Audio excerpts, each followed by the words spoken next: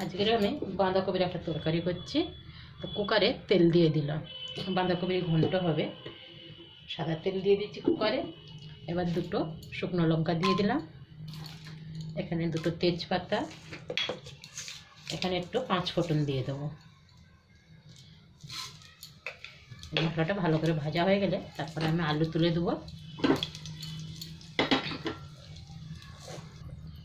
এখানে আমার মশলাটা খুব ভালো ভাজা হয়ে গেছে, এবার আলুগুলো তুলে দেবো।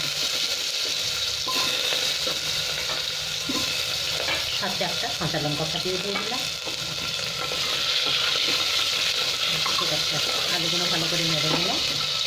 এবার আমি হলুদ দিয়ে দেবো।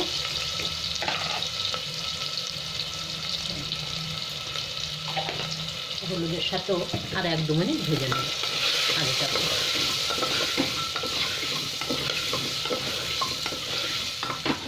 টমেটো দিয়ে দিলাম, এখানে বড় একটা টমেটো কেটে রেখেছি, এটা দিয়ে দিলাম। এর সাথে আমি একটু ধনে পাউডার দিয়ে দেবো।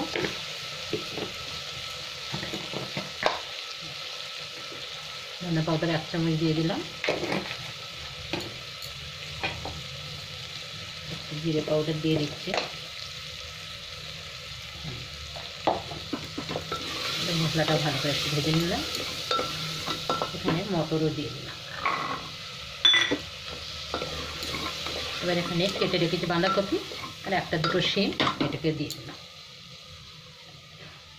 এখানে বড় একটা বাঁধাকপি কেটে নিয়েছি।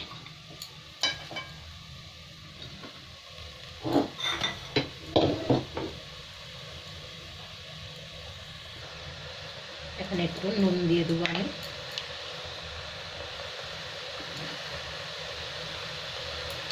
দিয়ে দিলাম।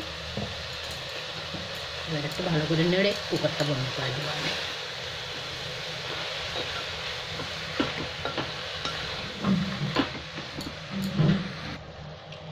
ভালো করে সবজিটা মিক্স করে নিয়েছি। এবার কুকারটা বন্ধ করলাম। একটা সিটি আসলে এটাকে কুকারটা বন্ধ করে দেবো। এবার একটু খুলে দেখবো আমি। এবারে খুব ভালো সেদ্ধ হয়ে গেছে, একটু জল আছে, জলটাকে শুকনো করতে হবে। তারপর আমি একটু গরম মশলা আর একটু ঘি দিয়ে দেবো। একটু চিনিয়ে দেবো, চিনি দিলে একটু মিষ্টি মিষ্টি ভালো লাগে বাঁধাকপি তো। হালকা একটু চিনি দিয়ে দিলাম। এবার একটু গরম মশলা দিয়ে দেবো। এবার 1 চামচ ঘি দেবো আমি।